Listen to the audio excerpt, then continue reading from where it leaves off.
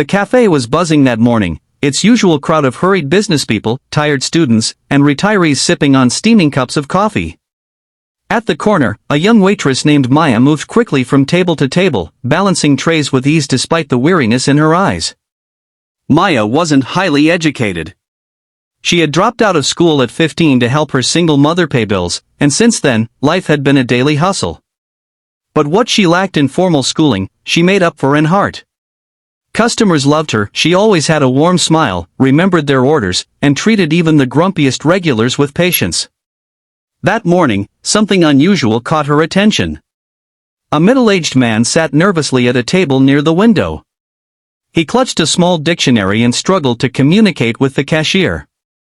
His accent was heavy, his words broken. Maya realized he wasn't speaking English at all, he was speaking French. The cashier, confused and impatient, shrugged him off. "Sorry, sir, I don't understand." The man looked embarrassed, his cheeks flushing as other customers started to stare. Maya's heart ached. Without hesitation, she hurried over. "Bonjour, monsieur," she said softly, in clear, fluent French. "Comment puis-je vous aider?" "Good morning, sir. How may I help you?" The man's eyes widened. Relief washed over him, and he began speaking rapidly in his native tongue. Maya listened attentively, nodding. A few moments later, she turned to the cashier and translated, "He just wants a black coffee and a croissant, nothing fancy."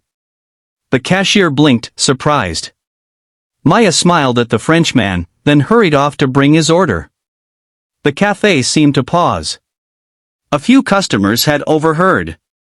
One whispered to another, "I thought she barely finished school, how does she know French?" What no one knew was that Maya had taught herself. She couldn't afford college, but in the quiet hours after her late shifts, she borrowed old French books from the library and listened to free lessons online. She dreamed of one day traveling to Paris, but it was just that, a dream. For now, she was content with helping people, one small act of kindness at a time. At the next table sat an older gentleman in an expensive suit. His silver hair gleamed under the cafe lights, and his eyes followed the scene closely. He had been quietly stirring his espresso, unnoticed by most. But when Maya returned with the French customer's food, speaking with such ease and kindness, something in his heart stirred. The French customer placed a trembling hand over his chest and said, "Merci, mademoiselle. Vous êtes un ange." "Thank you, miss. You are an angel." Maya blushed. "C'est rien, monsieur." "You're welcome." He left soon after, smiling for the first time since he'd walked in. Maya went back to wiping tables, unaware that the man in the suit was still watching her. When he finished his espresso, he left a folded note beneath the saucer along with a tip that made Maya freeze when she saw it. It wasn't just a few bills, it was $500. Her hands shook as she opened the note. Inside, written in elegant handwriting, were the words, "True intelligence is not measured by degrees, but by the heart. Meet me tomorrow at this cafe at 9 a.m. I would like to talk to you about your future. Richard Langford." Maya's breath caught. The name was familiar. Richard Langford wasn't just any man, he was a billionaire philanthropist, known across the country for funding scholarships and humanitarian projects. All night, Maya tossed and turned, unsure whether to believe it or dismiss it as some cruel prank. But something inside her urged her to show up. The next morning, dressed in her cleanest apron, she nervously waited at the cafe. At exactly 9, a sleek black car pulled up, and Richard Langford himself stepped out. He smiled warmly. "Maya?" Her voice trembled. "Why yes, sir. I watched what you did yesterday," he said, pulling out a chair. "You saw a man in need, and without hesitation, you stepped in with kindness. That's rare. But what struck me most was that you taught yourself French, despite your circumstances. That kind of determination, that kind of heart, it's the foundation of real success." Maya's eyes filled with tears. I just wanted to help. And that's exactly why I'm here." He slid an envelope across the table. "Inside is a ticket. A one-way ticket to Paris. I'm offering to sponsor your education abroad.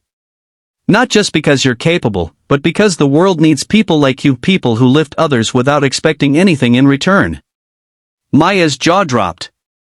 Her fingers shook as she opened the envelope. It was real, a plane ticket to Paris, along with a note of sponsorship. Her breath hitched. "But why me? I'm just a waitress." Richard smiled. "You're not just anything. You are proof that kindness, perseverance, and self-learning are more valuable than titles or wealth. The world will recognize that someday. I'm only giving you the chance to step into it sooner." Tears streamed down Maya's face. For the first time in years, she felt like her dreams weren't impossible. She wasn't just surviving anymore, she had a future. As the cafe buzzed with morning chatter, Maya whispered, "Thank you. I promise I won't waste this chance." Richard patted her hand gently. "The only thing I ask is that you never lose the heart that made me notice you in the first place." Years later, newspapers in Paris would publish her story, from waitress to language ambassador, Maya Thompson inspires millions. And when asked what changed her life, she always answered the same way. One act of kindness can open doors you never knew existed. Never underestimate the power of a good heart.